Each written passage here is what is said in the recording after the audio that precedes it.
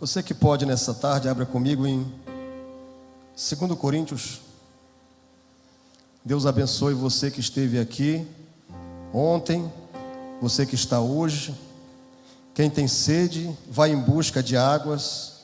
Quem tem fome, vai em busca de pão. E a grande diferença do cristão espiritual, que ainda que Deus fala, eu fechei teu ventre, você não vai frutificar, é essa. É a capacidade de perseguir, de persistir. É a capacidade de perseverar. E perseverar é a capacidade de você, mesmo debaixo de todo tipo de dificuldade, tribulações, adversidades, a gente ainda continua com glória a Deus lá no fundo da alma. Ainda que não tenha mais voz para gritar, não tenha mais lágrima para chorar, mas quem é movido pelo Espírito da graça, esse tem um recurso divino, e é esse recurso que nos leva. 2 Coríntios, capítulo 4, nós vamos ler o versículo 16 em diante. 2 Coríntios 4, 16, o apóstolo Paulo diz assim: por isso, não desfalecemos ou desanimamos, mas ainda que o nosso homem exterior se corrompa, o interior contudo se renova de dia em dia, porque a nossa leve e momentânea tribulação produz para nós um peso eterno de glória muito excelente, não atentando nós nas coisas que se veem, mas nas que se não veem, porque as que se veem são temporais e as que se não veem são eternas. Amém, meus amados? Os dias são de luta, conforme se aproximamos da vinda do Senhor. Uma explosão de corrupção, de violência, de todo tipo de adversidade que o nosso Senhor nos prometeu está se cumprindo. Dia de muito narcisismo, homens amantes de si mesmo, inclusive no nosso meio. Mas o crente espiritual, ele vai permanecer debaixo de luta, de tribulação, crucificando a sua carne, mortificando.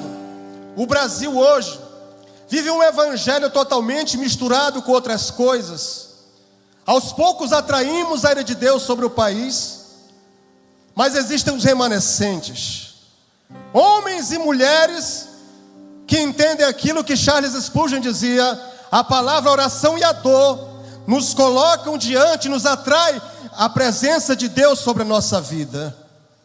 E a tribulação é uma coisa que não é muito palatável no século 21. Dores. Só que a dor faz parte da vida do homem e da mulher de Deus. E o apóstolo Paulo, escrevendo a sua carta à igreja de Corinto, falando a respeito do vaso de barro, sempre lembrando que os pés têm que estar no chão, mas a cabeça e o coração diante daquele que é santo, santo, santo. Aleluia. Lembra que tu é pó, lembra que tu é barro. Não esquece a essência, não esquece de onde eu te tirei, não esquece de que tu és constituído e que o valor verdadeiro e genuíno está dentro desse vaso de barro. E ele escreve no verso 16: sabendo que o conteúdo é de cima, que o verdadeiro tesouro está dentro, oculto, e é uma graça nossa. Não é Deus quem aparece, é a gente. Deus não tem problema em exaltar ninguém. Deus fala assim: Abraão, o teu nome, não o meu, o teu nome será conhecido sobre toda a terra. O problema é quando Deus enaltece o nosso nome e a gente se esquece que o conteúdo, aquele que não pode ser destruído, está dentro. E ele diz assim: por causa desse conteúdo, desse tesouro, não desanime, não desanimamos. Ainda que o nosso homem exterior, ainda que aqui fora eu sofra impactos da vida, eu envelheça, eu adoeça, eu esteja todo arrebentado, mas contudo, por causa do conteúdo interior, que que os de fora não podem ver, e às vezes julgam, e às vezes condenam, e às vezes apontam. Por causa do interior, meu interior se renova de dia em dia. Porque a nossa leve e momentânea tribulação produz um peso eterno de glória. Continua adorando, continua glorificando, mesmo não entendendo a dor. Faz parte da vitória, faz parte do milagre. Sem choro não tem vitória, sem choro não tem bênçãos do Senhor. Esse ano Deus separou para ti. Troque a tua coroa de dor por uma coroa de sorriso e glória. A dor que a gente sente agora faz parte. Se está doendo, glórias a Jesus. Se está machucando, glórias a Jesus. E uma palavra para todos nós: não fujamos das tribulações. A característica dos homens do passado, os pais da igreja, os heróis da fé, eles abraçavam a dor e a tribulação. Eles beijavam a vara daqueles que o açoitavam. E a gente vai crescendo e amadurecendo e vai entendendo que existe um lado nosso que precisa ser tratado constantemente. E é nessa hora, como o pastor Nonato já falou hoje, tudo vem na medida certa, tudo no tempo certo. E Deus tenta quebrar a gente tenta fugir, com a nossa intelectualidade, com o nosso poder, com a nossa força. E se a gente entendesse que o projeto que Ele tem para nós é muito maior do que o que a gente quer criar em nós mesmos. Por isso, não desanimamos, ainda que aqui fora estejam me caluniando, ainda que aqui fora eu esteja adoecendo, envelhecendo, mas dentro de mim há um espírito perfeito sendo trabalhado, e ele trabalha de dentro para fora em todo o meu ser, todo o meu espírito, toda a minha alma, todo o meu ser vai sendo moldado. E Paulo é suspeito para falar o verso 17, porque a nossa leve e momentânea tribulação produz um peso eterno de glória. Essa tribulação faz parte da doutrina do cristianismo, que a pós-modernidade, começando com a Europa, deixou de lado. E a Bíblia é muito objetiva em dizer que Cristo não somente nos escolheu, nos chamou para crermos nele, mas para padecermos por ele, para andar mais uma milha. A lei dizia que eu era obrigado a caminhar 1 milha.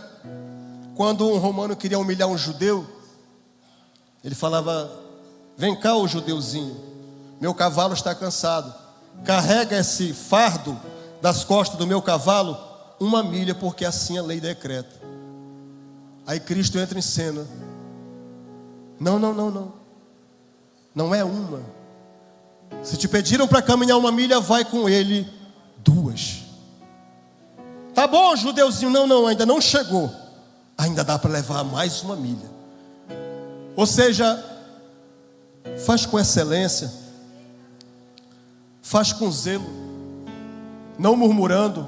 Vai doer? Vai. É aí que está o grande avivamento na vida de um homem, de uma mulher que disse: usa-me. Não são somente as horas de oração, não são somente as horas de jejum, não é somente o aprofundamento teológico, é quanto eu posso apanhar, é quanto eu persisto e insistir em Deus me quebrar naquilo que eu preciso ser quebrado. Por isso não desfalecemos, ainda que meu homem exterior se corrompa, contudo o meu interior se renova de dia em dia. Bendito é o nome do Senhor para sempre. Não atentando nas coisas que se veem. Eu era usuário de drogas em Manaus, membro de uma facção, onde muitos que poderiam estar sentados junto comigo em uma igreja, eu ajudei a vesti-los para serem sepultados. Aí as pessoas dizem assim: Dona Rosinalba, eu vi o seu filho saindo de dentro de uma boca de fumo. Ela não era crente, ela não era católica, ela não era evangélica, ela não era espírita, mas ela tinha uma coisa que muitas das vezes a gente não tem: fé. E ela dizia assim: vai ser um pregador da palavra de Deus. E eu vi 1000 caindo ao meu lado, 10.000 à minha direita, e ao meu lado, sobre mim, uma promessa: teu filho, tua filha pode não estar aqui, essa dor faz parte da conversão dele. Alguém da tua família que você deseja muito que estivesse aqui, essa palavra era para ele, não, essa palavra é para você. O mistério é você, a dor é para você. É você que vai ser o canal de bênção na tua casa, na tua família, na tua vida. É você, precisa de um pilar, de alguém que comece a loucura da pregação do Evangelho de nosso Senhor e Salvador Jesus Cristo. Alguém tem que pagar o pato. E feliz que é aqueles que falam: eu estou aqui, usa-me, faz de mim o teu milagre. Coloque-se de pé nessa noite, em nome de Jesus. Nós não andamos pelo que nós vemos. E nessa parte, a loucura do Evangelho tem que fazer parte da minha consciência. Eu tenho que desejar milagres, sinais. Eu queria encerrar minha fala orando. Algumas pessoas talvez aqui me conhecem das redes sociais. Eu amo ciência, eu amo estudar a mente humana. Eu sigo um personagem que até ateu é, Sigmund Freud. Mas eu nunca deixei de subir um monte. Eu nunca deixei a minha essência de lado. Porque um dia, quando eu tentei deixar ela um pouco, o diabo foi lá e me deu uma rasteira. A gente pode conhecer tudo, ter tudo nessa vida, mas sem aquela simplicidade do Evangelho, a raiz de Jessé, debaixo de um tutano de Jeová. Foi assim que essa igreja se tornou a maior potência pentecostal do mundo. E quando a gente deixar essa essência, a gente vai apanhar muito. E mesmo apanhando, a gente entende que essa dor e esse sofrimento fazem parte da nossa chamada. Porque papai só açoita, afinal de contas, a quem ele chama por filho. Aleluia. Curve sua cabeça, libera a tua fé.